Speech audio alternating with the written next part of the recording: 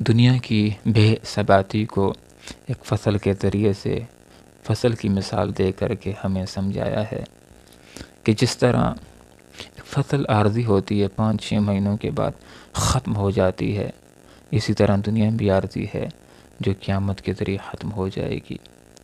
اسی طرح اس دنیا کے اندر دنیا کی نعمتیں بھی، حتیٰ کہ انسان بھی عارضی ہے جو موت کے ذریعے سے ختم ہو جائے گا۔ تو دنیا کی زندگی کی مثال کو اللہ رب العالمین نے اس طرح بیان فرمایا کہ لوگوں ذرا کھیت کے اوپر، فصل کے اوپر غور و فکر کر لو۔ زمین کے اندر کچھ فصل نہیں ہوتی، بیابان ویران بنجر پڑی ہوتی ہے، لیکن جس وقت بارش ہو جاتی ہے اس بارش کے نتیجے میں زمین سے فصلیں اگنا شروع ہو جاتی ہیں، پیداوار ہو جاتی ہے۔ اس پیداوار میں سے انسان بھی کھاتے ہیں اور اس میں سے جانور بھی کھاتے ہیں۔ جس وقت یہ فصل جوان ہو جاتی ہے، لہلہانے لگتی ہے، خوبصورت ہو جاتی ہے، جوان ہو جاتی ہے، اور زمین کے مالک یہ سمجھنے شروع کرتے ہیں کہ اب فصل بالکل تیار ہونے والی، اس کو کاٹیں گے اور گھر لے جائیں گے، اناج حاصل ہو جائے گا، اور کچھ کو بیچ ڈالیں گے اور اس کے ذریعے سے پیسہ آئے گا، لاکھوں پتی کروڑ پتی ہو جائیں گے۔ لیکن اچانک اس زمین کے اوپر، اس فصل کے اوپر آگ کا شعلہ آ جاتا ہے، آگ کا گھولا آ جاتا ہے جو اس فصل کو ختم کر کے رکھ دیتا ہے، فنا کر کے رکھ دیتا ہے۔ تو یہاں پر اللہ رب العالمین نے ہمیں یہ بات سمجھا دی ہے کہ جس وقت وہ فصل ختم ہو جاتی ہے تو ایسے محسوس ہوتا ہے جیسے کل یہاں پر کوئی فصل تھی ہی نہیں۔ تو دنیا کی مثال بھی بالکل اسی طرح اس فصل کی طرح ہے کہ فصل کا ایک وقت ہوتا ہے، دنیا کا، اس کائنات کا بھی ایک وقت ہے۔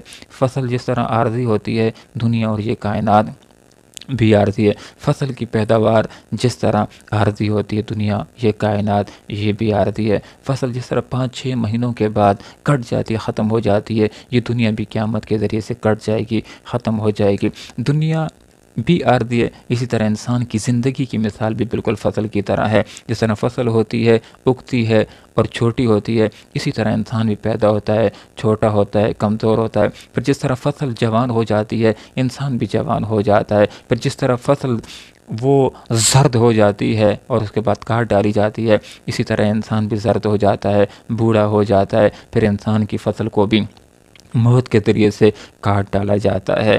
اور بعض اوقات فصل جوانی کے اندر بھی حادثے کا شکار ہو جاتی ہے، اور جوانی کے اندر بھی اس کے اوپر جب طوفان آ جاتے ہیں، بارشیں آ جاتی ہیں، طوفان آ جاتے ہیں تو بالکل کٹ کر کے وہ ختم ہو جاتی ہے۔ اسی طرح انسان کی زندگی بھی بعض اوقات جوانی کے اندر حادثات کے ذریعے سے موت کے گھاٹ اتر جاتی ہے۔ تو اس آیت کے اندر ہمارے سامنے یہ سبق آ گیا کہ دنیا کی جس کی مثال ایک قطرے کی طرح ہے، اس کے اندر رہتے ہوئے ہم نے آخرت کی تیاری کرنے کی جس کی مثال سمندر کی طرح ہے۔ دنیا کی زندگی بھی عارضی ہے، اس کے اندر نعمتیں بھی عارضی ہیں، اس کے اندر انسان بھی عارضی ہے۔ آخرت کی زندگی بھی ہمیشہ کی ہے، جنت کی زندگی ہمیشہ کی ہے، جنت کی نعمتیں بھی ہمیشہ کی ہیں، اور جنت کے اندر انسان بھی ہمیشہ کے لیے ہوگا۔ اس لیے آپ صلی اللہ علیہ وسلم کی اس ہدایت کو ہمیشہ ہمارے دل و دماغ کے اندر ہونا چاہیے کہ لوگوں، دنیا کے اندر ایک مسافر کی طرح یا ایک اجنبی کی طرح زندگی گزارو۔ ہم دنیا کے اندر مسافر کی طرح ہیں، ہمارا حقیقی ٹھکانہ، ہمارا حقیقی وطن وہ آخرت کا مستقبل ہے، وہ آخرت کا وطن ہے، وہ جنت کا ٹھکانہ ہے۔